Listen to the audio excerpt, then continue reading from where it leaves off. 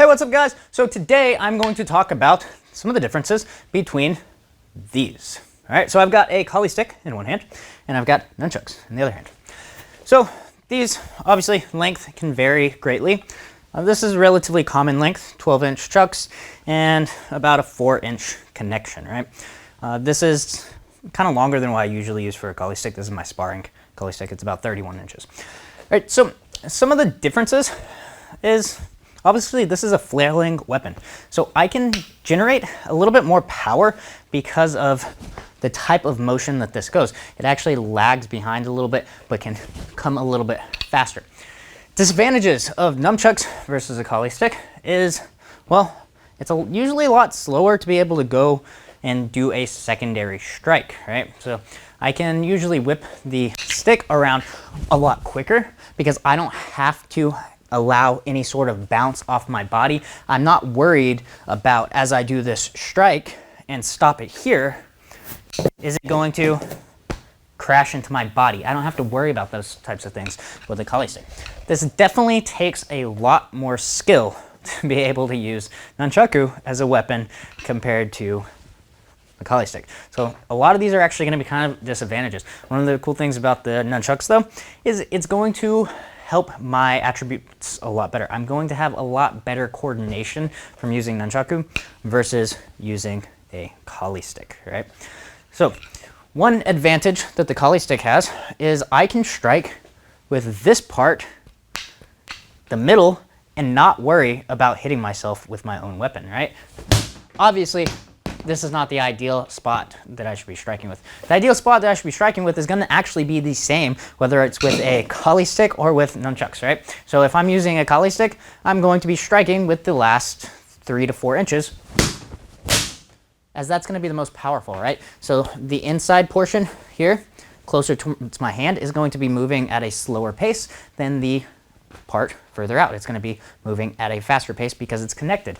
It has to move at a faster pace. So that's one thing with these. It's going to be the same here, is I don't want to strike with here. Obviously, it's even worse for me to strike with this part, right here. If I do that, I run the risk of it coming back and hitting me. I don't actually want to do it really hard right now, but I run the risk of hitting myself with that ricochet. So I want to make sure that when I do this, it's even more important that I strike with the last few inches. So I have to be a lot more aware of my distancing whenever I'm using nunchucks. So that's when footwork usually comes into play. I can't sit here and strike here in close range. I have to move and I have to stay at a longer range whenever I'm using nunchucks. So keep that in mind whenever you're doing it. Also, blocking, right? Blocking with the nunchucks, you need to use both hands. Blocking with a collie stick, I can block with one hand. Ideally, I can support if I'm really going for a power block, but with nunchucks, I have to block with both hands.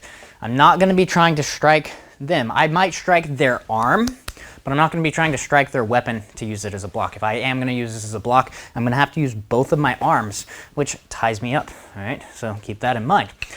Now let's talk about another advantage of using the nunchucks as opposed to the collie stick.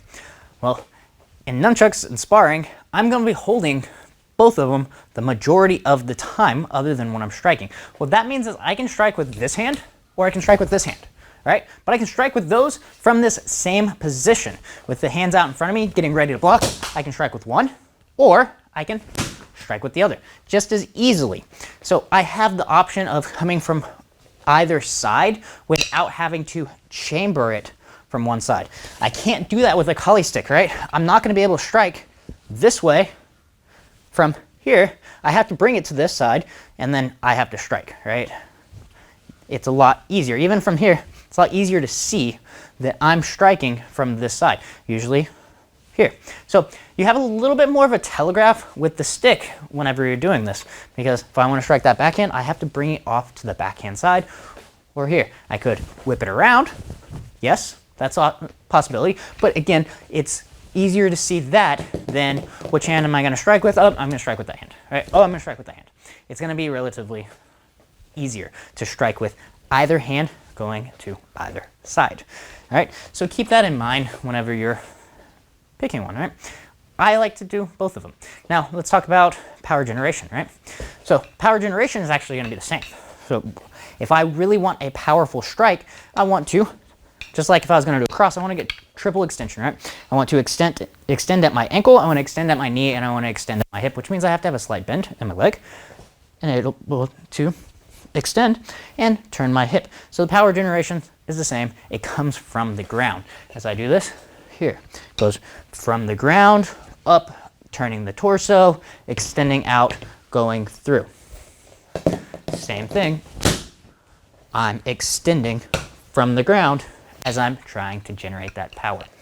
And like I'd mentioned before, it is a little bit more difficult to strike faster because I have to allow for a bounce off my body. I could go here out a little ways away from my body where I'm not having that bounce, but that's when I start to risk hitting myself. I like to have the bounce whenever I'm doing strikes, even in sparring. I'm not going to try to whip it around really fast because that's going to be at a higher risk of me hitting myself, and these things hurt to hit yourself with, especially when you're using wood. So feel the bounce whenever you're doing it. A lot of times I will just use footwork. So I would do a strike while moving, and then I can do another strike as I feel that bounce so I don't accidentally hit myself. Remember, if you are sparring, you're going to have a lot more adrenaline, and your techniques, it's not going to be as good as when you're training. It's not. It's just not. I'm sorry to break it to you. Your technique's not going to be as good while you're training. So make sure you are training really well in anticipation for your technique level to go down as you start sparring. All right. So those are some of the main differences. A lot of the things work the same whenever you're using these two weapons. I like to use the stick and the nunchucks very similar. A lot of the stuff that I use in the Nunchaku course actually is kind of integrated between the two of them because I think these are very complementary weapons, right? They work well, they translate over from one to the other very well, but you do have to realize that you run the risk of hitting yourself a lot more with the nunchucks than you do with this. I have hit myself with the stick before, right? But you're going to be at a higher risk of that. So keep these things in mind whenever you're training for Nunchaku or Kali stick. All right, now if you enjoyed this video, go ahead and like and subscribe, and let me know if this helps you.